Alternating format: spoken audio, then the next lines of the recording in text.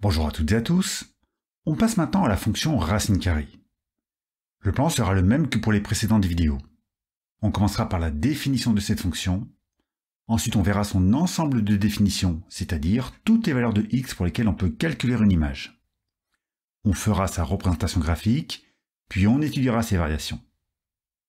Pour commencer, la définition de la fonction racine carrée est, comme vous vous en doutez, la fonction qui à x associe la racine carrée de x.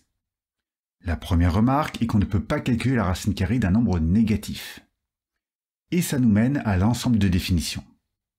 Vu qu'on ne peut pas calculer des racines carrées de nombres négatifs, les nombres x ne peuvent être que des nombres réels positifs. On dit alors que la fonction est définie sur R+. Ce R+, correspond à tous les nombres réels allant de 0 à plus l'infini. Et notez bien que le crochet est fermé sur 0, car on peut calculer la racine carrée de 0.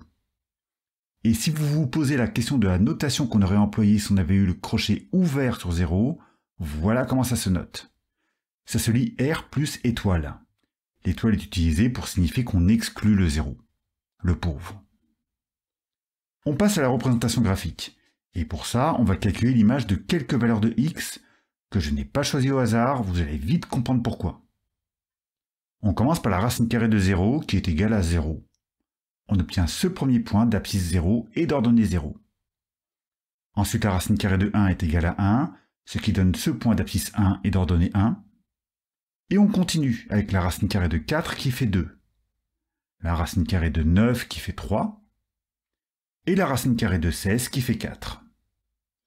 Vous voyez, pour ne pas trop me compliquer la tâche, j'ai pris des carrés parfaits pour les valeurs de x, ce qui fait que leurs racines carrées sont faciles à calculer et que les points ont des coordonnées entières. On n'a plus qu'à relier les points du mieux possible.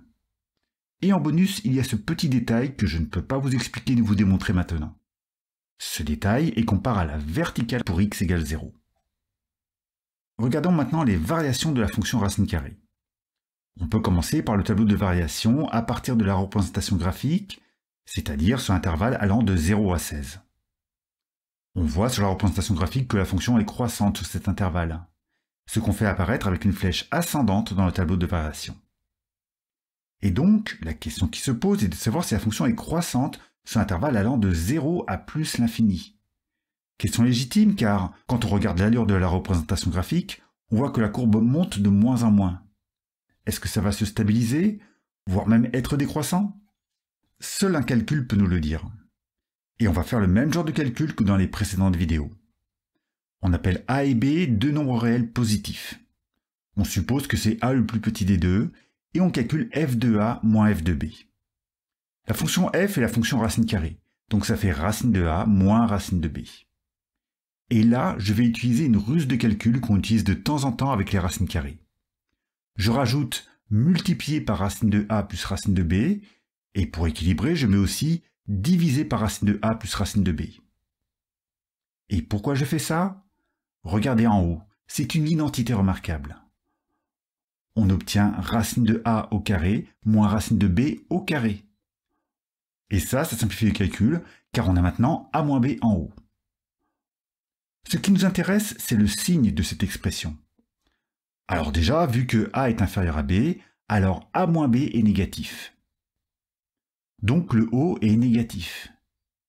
Et le bas est positif, car les racines carrées étant des nombres positifs, la somme de deux racines carrées est positive aussi.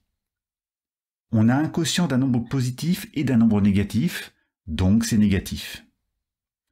On peut résumer tout ce qu'on vient de dire. A moins b est négatif, racine de a plus racine de b est positif, donc f de a moins f de b est négatif. Ce qui veut dire que f de a est inférieur à f de b.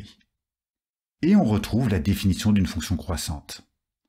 En effet, on a pris deux réels a et b dans un intervalle, on a supposé que c'est a qui est inférieur à b, et on a réussi à démontrer que f de a est inférieur à f de b. Et ça signifie que la fonction racine carrée est croissante sur l'intervalle allant de 0 à plus l'infini. On peut enfin conclure cette démonstration. Et on peut ajouter dans le tableau de variation la flèche indiquant que la fonction racine carrée est croissante sur l'intervalle allant de 0 à plus infini. Voilà pour cette étude de la fonction racine carrée. On peut ajouter une dernière chose. Du fait que la fonction est croissante, si on a deux réels x et y positifs, alors ces deux réels sont rangés dans le même ordre que leur racine carrée. En d'autres termes, les deux inégalités sont les mêmes, car une fonction croissante conserve l'ordre. C'est toujours très utile pour comparer des racines carrées entre elles.